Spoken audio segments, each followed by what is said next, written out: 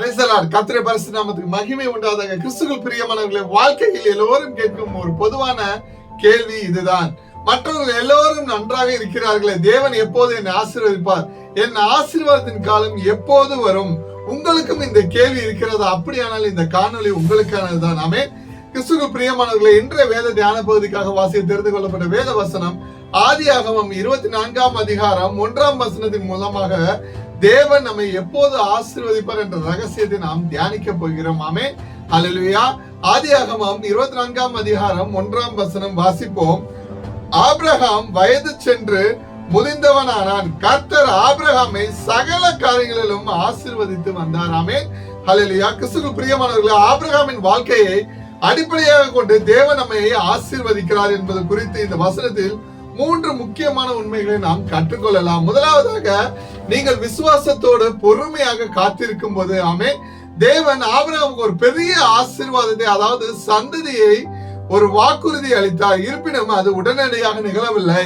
அவர் பல ஆண்டுகள் காத்திருக்க வேண்டியதாக இருந்தது.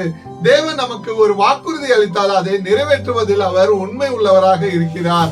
இருப்பினும் அந்த ஆசீர்வாதம் தாமதமாகும் போது நம்முடைய விசுவாசம் சோதிக்கப்படுகிறது.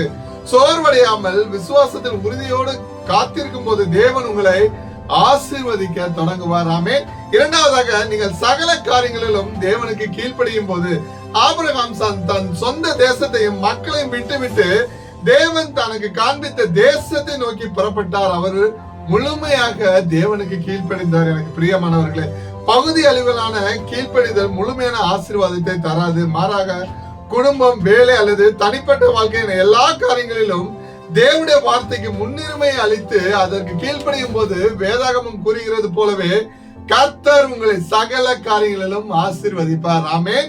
மூன்றாவதாக, உங்கள் விசுவாசம் முதிர்ச்சி அடையும் போது, வசனம் ஆபிரகாம் முதிர்வது வயதுள்ளவராகவும் அதிக வயது சென்றவராகவும் இருந்தார் என்று கூறுகிறது.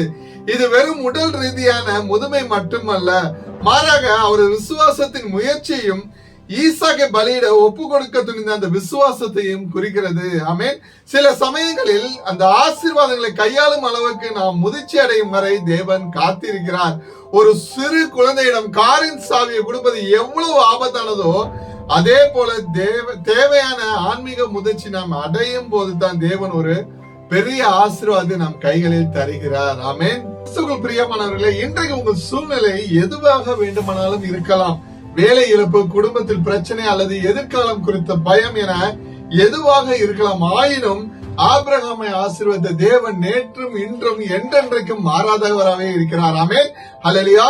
அவர் உங்களை எப்போது ஆசீர்வதிப்பார் என்று உங்களுக்கு தெரியுமா? சோர்வடையாமல் அவர் மீது முழு நம்பிக்கை வைத்து அவருடைய வழிகளில் நீங்க நடக்கும் அந்த தருணமே அவர் உங்களை ஆசீர்வதிக்க தொடங்குவார். ஆமென். ஹல்லேலூயா. ஜெபிப்போமா. அன்பின் பிதாவே, பரலோக தேவனே, இந்த காணொலியை பார்த்து கொண்டிருக்கும் ஒவ்வொரு பிள்ளைகளுக்காக நாங்கள் ஜெபிக்கிறோம் ஐயா.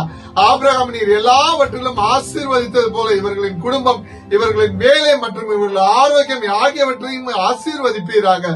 இயேசுவின் நாமத்தில் ஜெபிக்கிறோம் ஜீவன் நல்ல தகப்பனே. ஆமென். எனக்கு பிரியமானவர்களே, இந்த நற்செய்தி உங்களுக்கு ஆசீர்வாதமாக இருக்கும் என்று கர்த்தருக்குள் நான் விசுவாசிக்கிறேன்.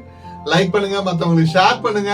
இது போன்ற தேவ நற்செய்தியை தொடர்ந்து பெற எங்க சேனல்களை சப்ஸ்கிரைப் செய்து கொள்ளுங்கள். கர்த்தர் தாமே உங்களை ஆசீர்வதிப்பாராக. God bless you. ஆமென்.